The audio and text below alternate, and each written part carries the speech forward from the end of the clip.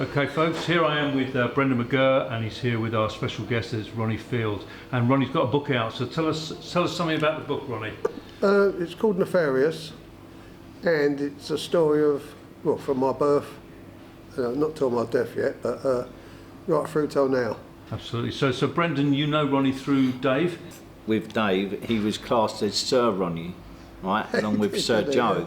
So these are the gentlemen from an era past who lived with a very strong belief in each other and strong moral code, you know what I mean? Although they were classed as naughty men, what they'd done for each other and their families was probably never going to be. We don't live in a world like that anymore, I'm afraid. We don't have that honour. But these are the last. This man really is one of the last living legends of their era, telling his story. So, Well, and Fred. And Fred, obviously, yeah. We still got Fred. When I met Fred over 30 years ago, it was like listening to your granddad who'd been in the war. Yeah. Do you know what I mean? He tells terrific stories. He is. Fred's very proud he's of got his it all brothers. in there. He's got it all in there, and he's had a really hard life, the same as you would have had as a child in that generation. Yeah. Do you know what I mean? Yeah. You come from hard times, but you just got on, lived it, and went out and done what you had to do. So, Yeah. you know, it's an honour for me to be talking to you, Ron. So how did Dave know Ronnie? I think. I met Dave at Ronnie Kray's funeral.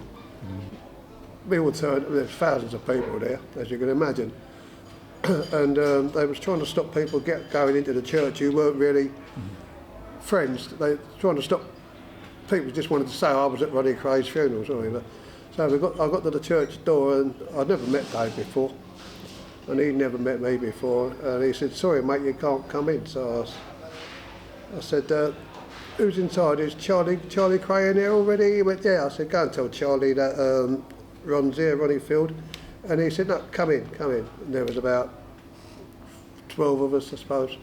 Went straight in. Flanagan had already saved me a row of seats in the front. Well, not in the front, in the first 5 rows, I think it was. So we all just sat down, and that was the first time I met Dave. He still was still wearing the same coat as well, up to a little while ago. Well, wasn't there an incident in prison where Dave saved your life or protected you or something? He did save my life, really.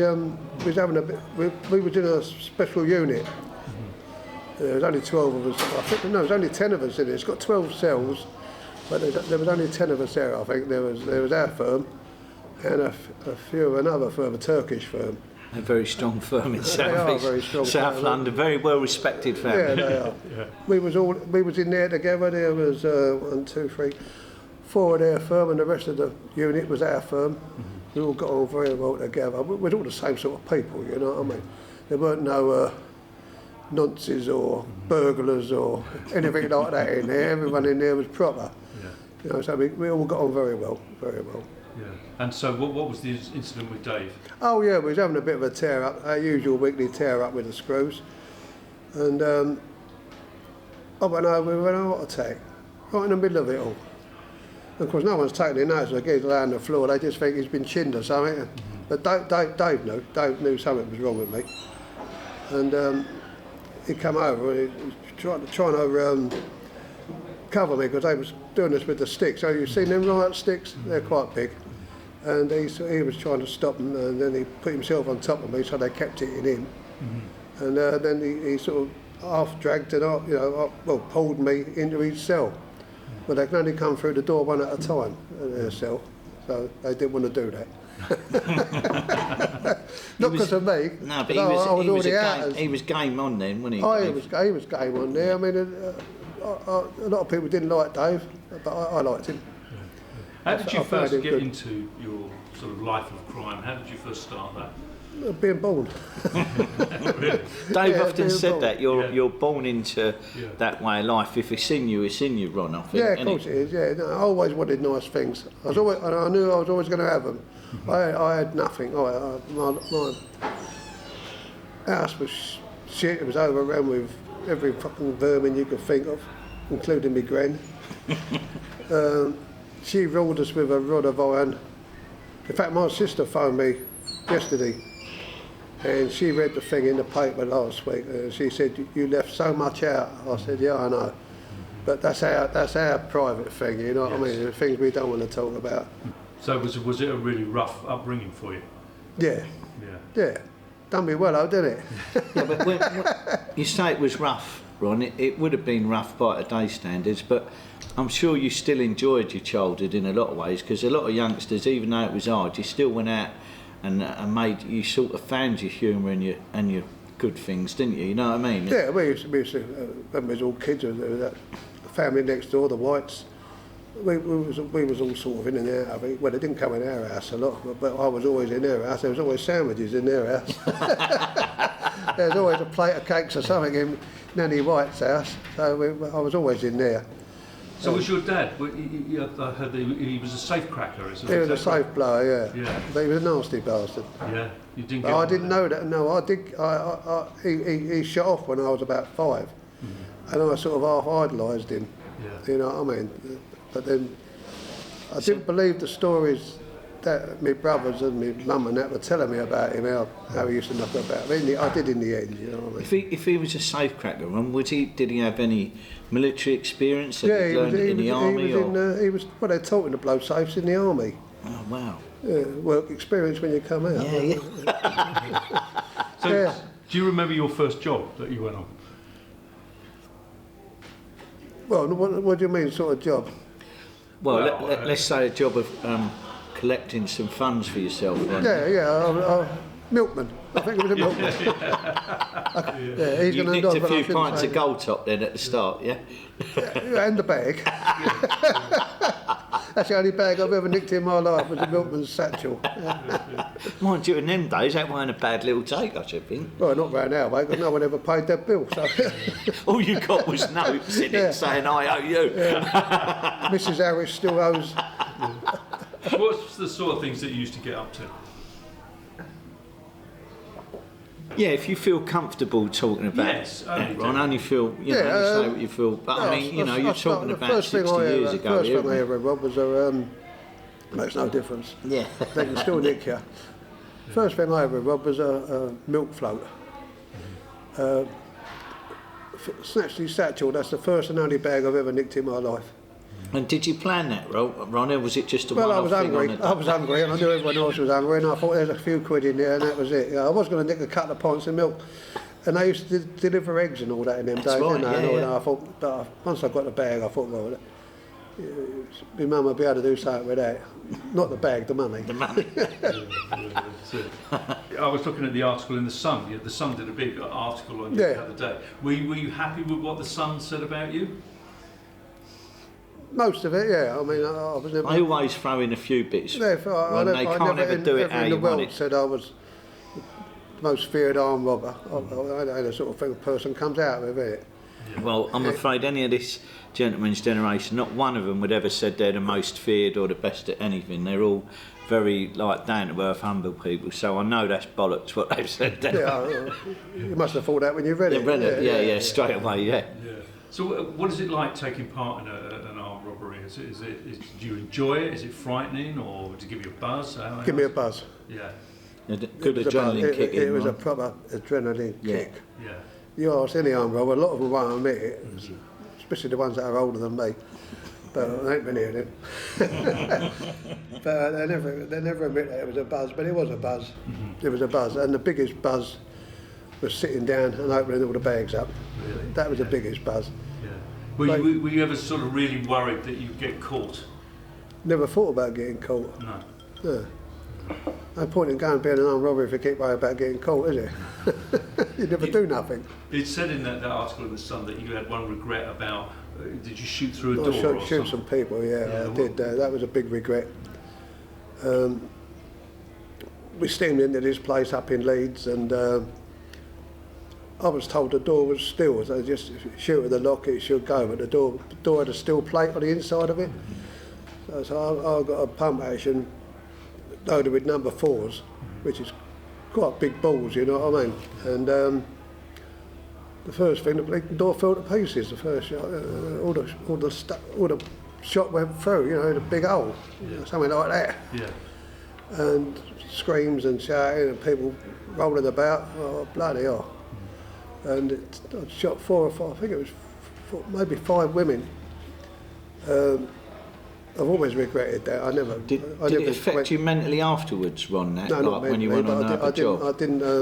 No, I didn't enjoy it. It wasn't something I set out to do. Because armed robbers never went out to shoot people, they went out to get the money, and if they had to blow a hole in the ceiling or do anything, blow a hole in you'd the done ceiling, it. But you yeah, was that's never right. out to hurt anyone. You never walk in anywhere and shoot anyone. No. Never in a million years. Well, if you do, you're a rank amateur. Yeah. Oh, I nearly said something I shouldn't have said then. And was there anyone at that time that you idolised, Ron? You know, like from your era that you would have, you know, if you can say today, if you can mention them, but was there people that, you know, my generation looked up to you and Joe Pole and the Freddie Foremans, but I just wondered if there was people when you was a young man that you sort of idolised like I that? always looked up to Joe. Yeah. I always looked up to Fred. I didn't really know Johnny Nash. I met him a lot of times, but I was always with Joe. He would never have come over to Winners Wine Bar and have a drink with us. He'd come over and have a drink with Joe. Yeah. And because we was here, but that's how we used to meet. But he wouldn't come over to see me. He would come over to see Joe. What was he like, Joe Pole, as a man? Gentleman. Yeah. Gentleman. And he was the kind of glue that kept everybody together, wasn't he? He was, yeah. If Joe said something, it was the truth. If he told you he was going to do something, you knew he was going to do it. And did you work with Joe over the years? Yeah, I've done lots of things with Joe over the years. Yeah. But you never done, there was none of that protection thing, that's all That's all in that rubbish. paper, isn't it? Well, Joe did look after places. Yeah. Only when people phoned him up and said they were being threatened by someone else, as the gentleman here did. Yeah, that is. I'm fully aware of that because Joe wasn't that type of person. He would help people. Joe wasn't a thug. No, he weren't. He was a very decent man. He would. Dave moulded himself on what Joe had said. You know, made him into as a young man. He was his mentor really. Joe Pole was Dave's mentor, and he really always said to me, he moulded most of himself on Joe. He did, but he would never have been Joe. No, of course not. He wouldn't even consider himself to be in that thing. Right? No, do you know what I mean? It's, Joe, please don't think I'm trying to say he was anything like that. But Dave had a lot of respect for Joe and for Fred. Idolised him. That's what I would say. Totally idolised Joe. Now, I remember filming Joe's funeral, and you carried the coffin, didn't you? I did, yeah. Yeah. What was that like that day? Because it was all of South London was kind of shut off, wasn't it? It was. The old bill went right over the top. They closed all the pubs except for one in Sutton. And helicopter was going over we had a couple of good singers here. Jocelyn Brown. Yes. She and sang by the grave, didn't she? Yeah. Oliver Cheatham, he sang there. And there was another fella there, and I forgot his name. John might know him. Was it Dutch Peters? I think that was his name, yeah. That's right, yeah. He done a nice tribute to Joe at the end. Yeah. And it was pouring with rain all the time, you know what I mean? I ruined a good suit. But Joe weren't going to pay for it, I knew that. and Roy Shaw was one of the people that carried the coffin. Yeah, there was Roy, Joe, Jamie Foreman, Freddie Foreman, Ronnie Nash, and me, and then... The names you've mentioned there are pretty star quality there, Ron, yeah, do you know what I mean? This one's star quality as well, but I can't think of his name. It wasn't Vic Dart, was it? Vic Dart. There you go. Yeah. I got it. He got it, Vic Dart, yeah. So didn't like Dave, did he? I don't know, I mean, I do think they didn't get on from what I heard. I remember Dave asked him if it was all right if he'd come to the funeral, and Vic said, Joe's funeral. Yeah. There'd be no... I think they became all right after that. I think they did. Yeah. It was something silly they fell out over. It always is. Someone says, "Oh, so and so said something." You've never said it, you know what I mean? So tell us about. Obviously, you met the Krays. Did you meet the Krays in prison? Did you ever work with them, or? I worked with Charlie. Yeah. Charlie Kray. Yeah. Was he completely fitted up for that? Was he stitched up? We were both fitted up. Yeah, definitely fitted up for that. That was such a miscarriage of justice. I mean, I know they say, "Oh, well, you didn't do that. You've done something else," but I'm not a drug dealer. I don't take drugs. You ask anyone, you don't see me shooting out and going, up to you. I don't do it. I like a puff. That's the only thing I do. I have a cannabis. Yeah. It's great for pain relief for my back. Yeah. You know what I mean? If I didn't have a bad back, I probably wouldn't puff. Yes. The story I heard, Ron, so like, I mean, I don't want to slag no one off when they're dead, you know what I mean? What I heard was someone asked him if he could get some gear or some Charlie with someone, and like Charlie would, you know, say, oh, we'll go and see him over there, or we can get that. And he was, you know, he weren't really serious about it. He'd say that when he was having a drink. Dave said Charlie would try and help anyone with anything. He would. And they sort of dragged him into it by putting the questions to him, and him being Charlie, just being nice, thinking he was helping someone, he half got lured into it, but it weren't nothing like that big millions of pounds. There was no £300 million worth of Charlie. I wouldn't be sitting here. Of course not, no. And you definitely weren't known for having anything to do with Charlie or Erin or anything. No, I wasn't. Like that, no, I wasn't. You was definitely a shooting man. Yeah, I definitely shot a few people. So they say, you know what I mean? That's just a rumour. Only in the line of work. Exactly, yeah. So they say. But yeah, it was almost he got fitted up just for having the name Kray, really, didn't he? Yeah, because he brought me into it. What happened was his boy died. Charlie's boy died. I think it was cancer.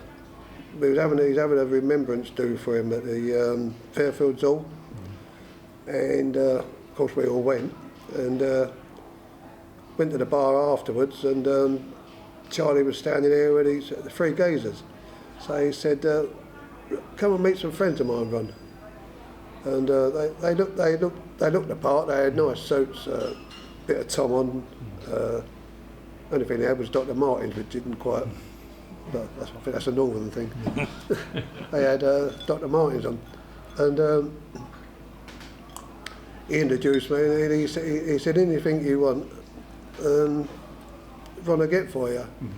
But Charlie was always after the pound note. You know, he'd have 300 or 400 grand off of you. Well, not that much, but a couple of $100 or something, and then you wouldn't. That'd be it. Oh, shipment's delayed, or it's been snatched at sea, or something like that. It didn't quite But go. he was always moving a bit of stolen gear more than anything else. When it weren't drugs, was it, with Charlie? It was always a bit of hooky gear. It was hooky gear with Charlie. He was a fence. He was a fence. Exactly. He was well known as a fence. Old-fashioned fence, yeah. A lot of the old blaggers used to take, you know, if they was on the jump up, they'd get out of gear and they'd take it to Charlie, and Charlie would place it and give him a fair price. You were in prison with Charlie. How many years did you have to do? Which time? That's the thing.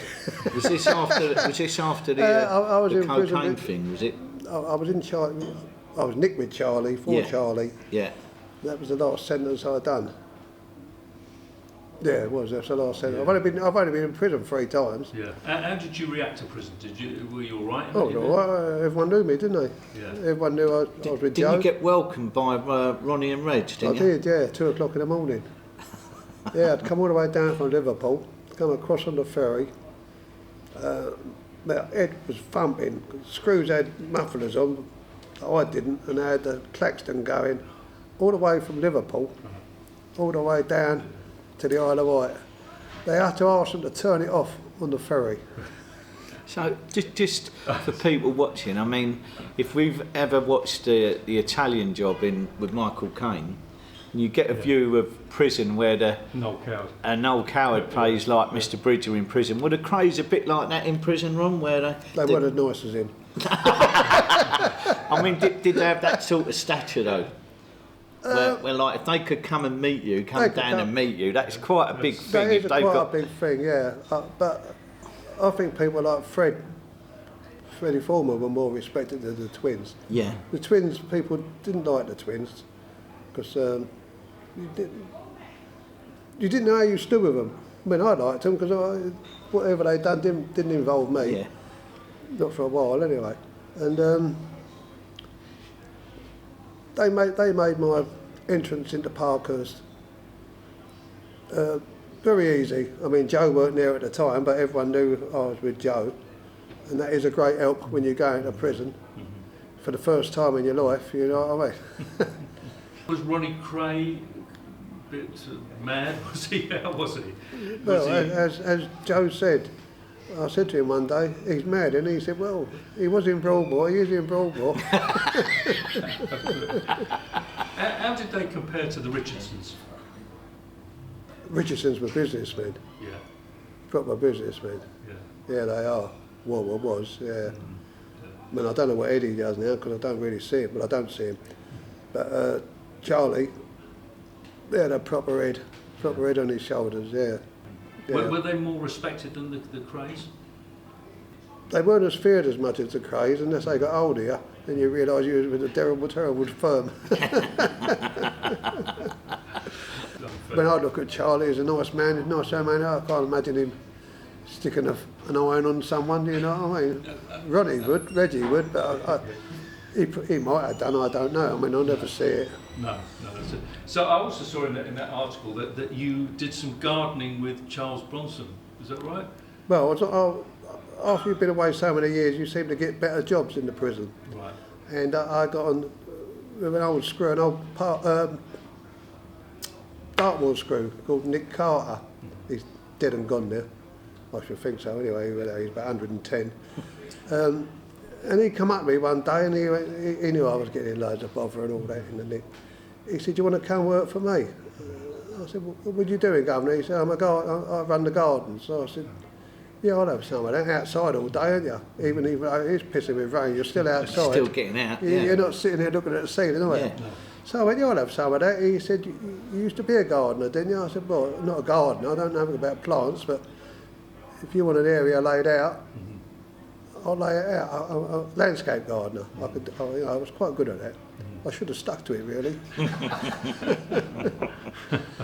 So Charlie Bronson, you did some gardening with him? Was he? Yeah, but he come onto the gardens after I was already there, and he used to just do his own thing. He used to pick up whatever tools he needed. I mean, they like to know who had the sharp tools, you know. But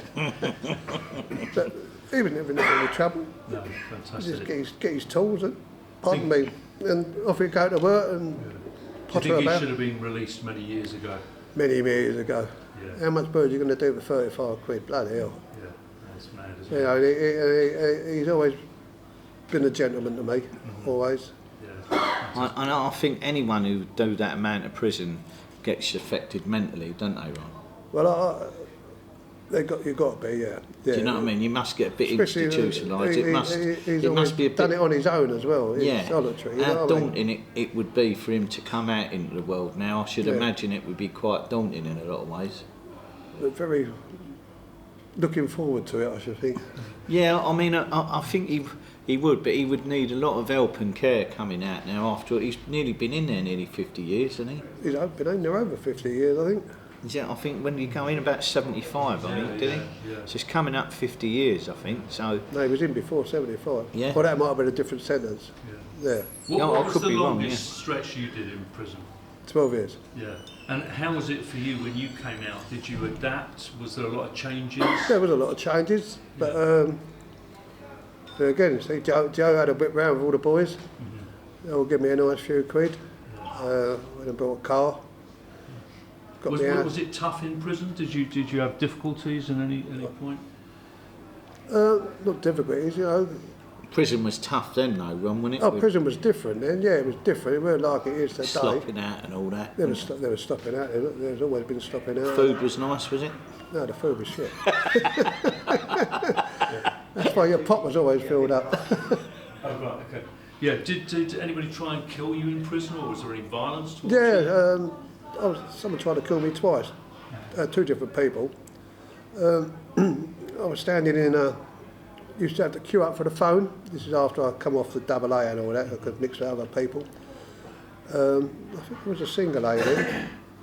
I wasn't a normal category prisoner. I think I was a single A. And I was queuing up for the phone. And as you're doing, Nick, you always have your eyes about you. Because you don't know who you fell out with. People take the hump with you for a silly little thing. And this geezer in patches, which is yellow stripes on his uniform, means he's tried to escape. We had a few words one day about something.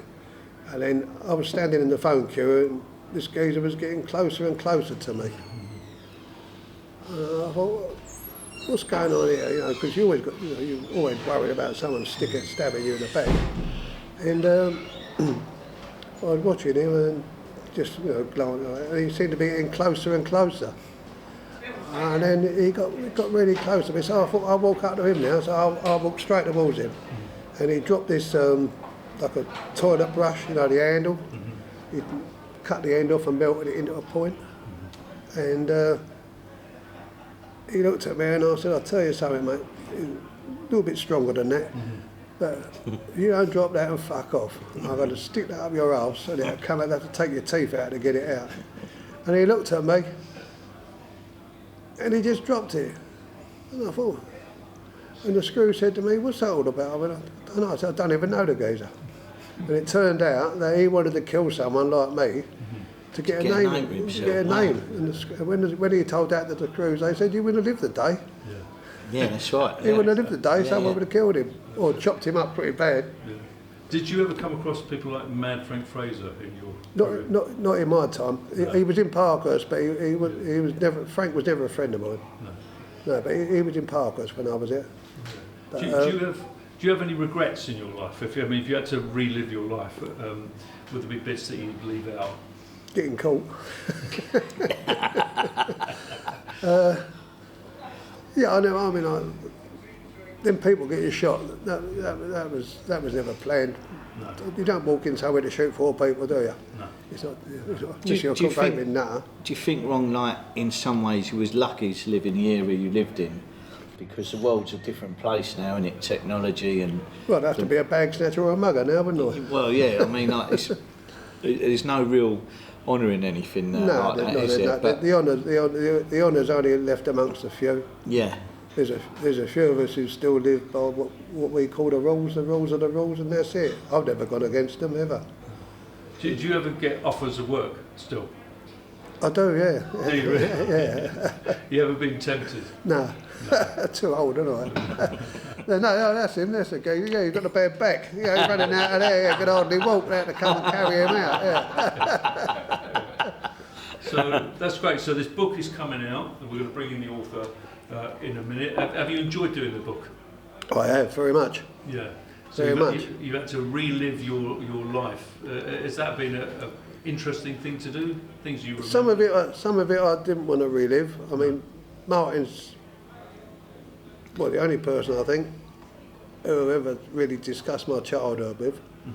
I've never really discussed it with anyone. Did you go into the childhood in your book? I do, yeah.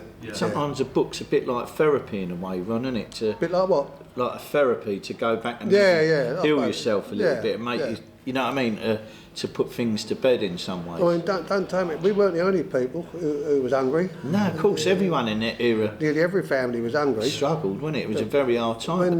When the rationing finished, it never finished in our house. That was the thing.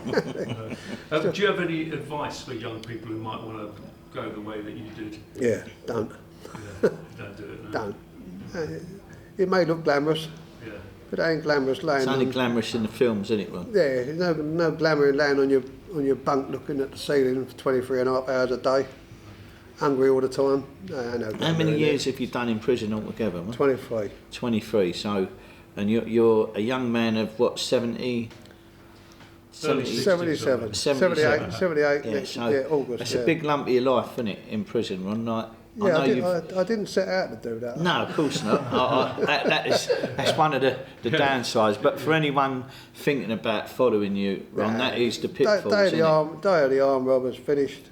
Yeah. You got to know what you're doing around computers and things like that now. And funny thing, when I was walking around Parkhurst many years ago, I was walking around with a fellow, a very well-known family, proper gentleman he was, and I said, "What are your boys up to?" He said, they're learning computers and all this. And I went, computers? I mean, I'm going back, early 70s. He went, oh, yeah, computers? He went, computers are the crime of the future, right? Yeah. And he's right, isn't he? Yeah. We were all sitting up there in London in the pinstripe years suits. for something. He was completely fitted up on a robbery. They said he supplied the changeover houses and all that. When the ferry got robbed, he had nothing to do with it. And I believed him and all, because he weren't that sort of man. If he'd have done it, he would have said. Did you ever come across any of the train robbers? Not inside, outside I did, yeah. Yeah. What did you think of that robbery? I think that it was too much money. Right. They couldn't let them get away with it. It's never going to let them get away with it. Never going to let them get away with it. I don't think they realised how much money they were going to get when No, they didn't. done it, though, did They didn't know it was going to be that much, no. I did hear a story that Bruce Reynolds, that Joe Parr put him up when he was on the run. He did, yeah. He hid him, in his flat, yeah. That was great. Yeah, he did. He hid him in his flat. Yeah. It was great. I thought Bruce Reynolds. I was lucky enough to meet That's the Bruce. sort of man Joe was. Yeah. Even though every cozzer in the country was looking for this man. Yeah. Yeah, And Joe put himself on the line. Joe, well, unknown. Yeah. No, he would have been well known at the Very time. well known, and he still put him up and hid him, you know what I mean? And his family. Ron, you said too much. Yeah, the police Okay, police, sorry. But it's been brilliant talking to you. I'm going to talk to your co-author and all that, but it's been fantastic, isn't it? Yeah, thank you Is very that good? much, Ron. You're very Been an welcome. absolute Very honour and a welcome. Very pleasure. welcome. Thank you. Brilliant.